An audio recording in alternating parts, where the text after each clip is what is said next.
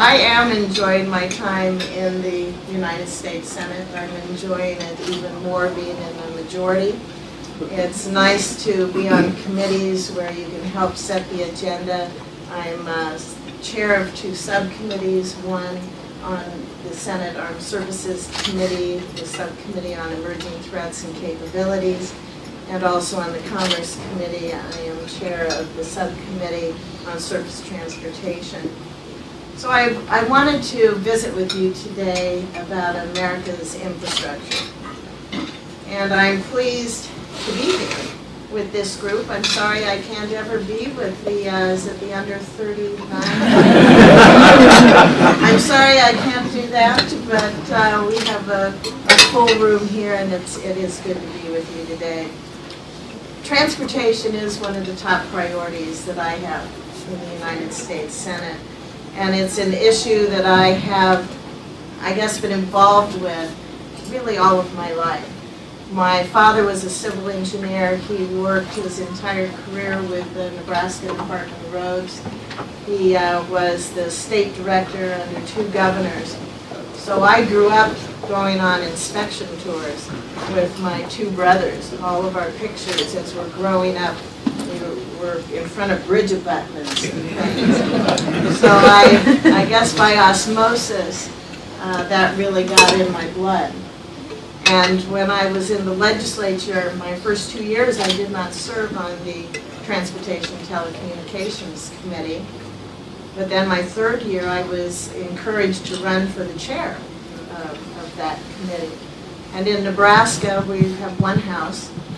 We're unicameral, and you stand up and the first day and have to nominate yourself to be the chair of a committee, and then it's a secret ballot on how you are elected. So I was very pleased that my colleagues selected me over my colleague who was running for that committee chair as well, and it really changed my focus then during my time in the legislature. I'd always been involved in education issues, and especially education financing, and how we pay for our schools, what's best for our kids. And why I could still be involved with that in the legislature, my main focus became transportation and telecommunication issues and other big infrastructure issues. So as I'm serving on these different committees now in the United States Senate, we're seeing a lot of different issues come up that affect our world. And I think one of my main duties is to ensure that we have a reliable and efficient transportation system here in this state, in this nation, a good infrastructure system. We have a variety of networks out there, and as these networks evolve, I believe that our country's economic growth will depend on that intermodal transportation system that we not only take care of, but that we develop as well. We have some work to do. We have some work to do to maintain and update the system that we have. Although America leads in many, many areas, we're falling behind when it comes to our infrastructure. The American Society of Civil Engineers, they recently issued a report card on America's infrastructure. And in that, they gave our roads a grade of D and our bridges a grade of C+. That's unacceptable. As we look to address America's transportation challenges, we need to keep in mind that nearly 95% of the consumers that we have, they live outside the United States. And if we don't have adequate infrastructure, our manufacturers are going to have to pay the price for delayed shipments, spoiled products, and even looking ahead then, lost market share. We can't afford that. The federal government's fallen short, but I think states are leading the way in how we address our infrastructure needs. In Nebraska, because of my history there, I've I can proudly say that we fare pretty well when it comes to our infrastructure. We're better than the national average. We have about 94,000 miles of public roads, and 8,600 miles of those are major public roads. That's probably where you got the ticket. On one of those major ones, driving that Mustang too fast. But according to the Society for Engineers, we have only 6% of our roads that are in poor condition in the state of Nebraska. So we're proud of that. And I'm very proud that one of my key accomplishments in the Nebraska legislature was to have a major policy change in how we fund our highway needs in the state. I introduced and passed a bill that now over the next 20 years will target a certain portion of Nebraska sales tax. And that will bring in about $70 million more a year for our roads and bridges in the state of Nebraska. It's making a big difference. And we did it without raising taxes. We did it by setting priorities, by recognizing that infrastructure needs, that our roads are a core responsibility of government. We're working on the budget right now in the Senate. I congratulate the House on getting a budget passed. Hopefully we'll get that done in the Senate. Not too long after midnight tonight. That would be good. But I think it's time that we do what we say we believe in. And that is setting priorities. That is making the hard decisions. That is funding core responsibilities, core duties of government. And of course, infrastructure, whether it's roads or bridges or ports or broadband or transmission lines, that's all a part of that. When I was in Nebraska, I also introduced and passed legislation that set up a buyback program of federal transportation dollars. It was federal buyback.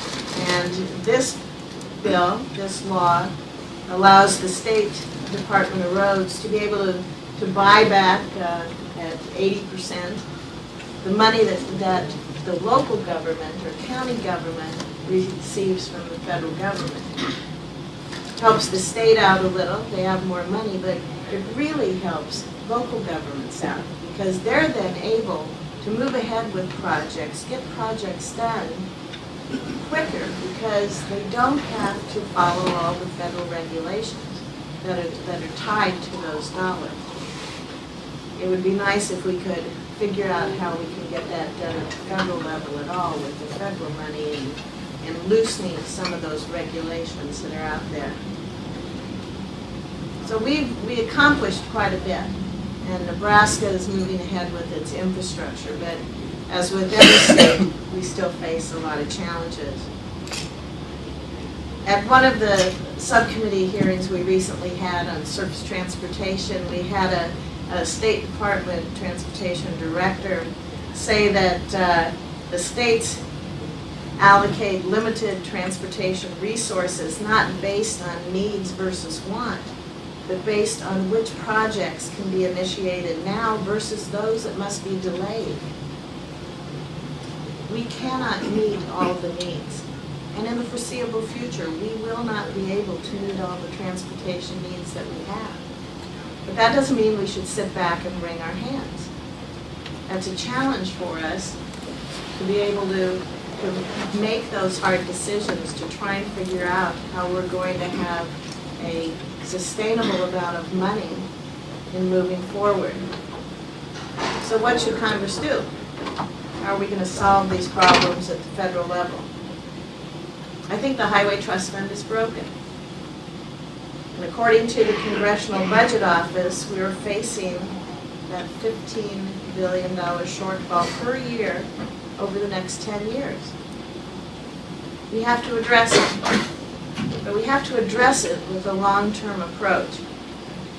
One that's going to provide certainty to businesses, to contractors, to states, to cities, to counties. And most of all, to workers and to families. In addition, I think we should work to find a sustainable funding approach when it comes to our roads. We have to prioritize the Highway Trust Fund spending on core infrastructure projects. We have to do that above all else. And while voluntary repatriation is an interesting proposal that many are looking at, I think that it represents just a one-time fix. And I think it would impede future efforts when we try to look at dealing with tax reform. Many stakeholders are advocating for increasing the federal gas tax. I'm concerned it's a regressive tax that will hurt families, and then I think it'll hurt rural states like Nebraska. I don't believe that raising the federal gas tax is the needed source of revenue that will be stable when we deal with our infrastructure. Other funding proposals that I have seen, they utilize a portion of the customs and duties, those fees that are out there to fund transportation. People have talked about new revenues from oil drilling, or trying to get a user fee on a barrel of oil. You know, each of these proposals have merits, but I think they also have challenges. I think for sure Congress needs to address the gaps that we see in the current user fees that we have. We have a lot of electric cars on the road, we have light rail and transit systems, and we have alternative fuel vehicles that don't pay into the Highway Trust Fund, but they benefit from the Highway Trust Fund. They benefit from that where the users of highways and roads pay into it. Truckers and conventional car drivers and other operators, they subsidize those transit systems and those electric vehicles at the expense of our nation's transportation system. I think it's time for those other modes of transportation to step up, and I think it's time for them to pay some kind of user fee that would go into a trust fund for their modes of transportation as well. So as we near the next surface transportation bill, I am hopeful that Congress is going to be able to pass a user-friendly, but especially a long-term, reform-oriented transportation bill. I think we have to carry out our oversight responsibility to the fullest.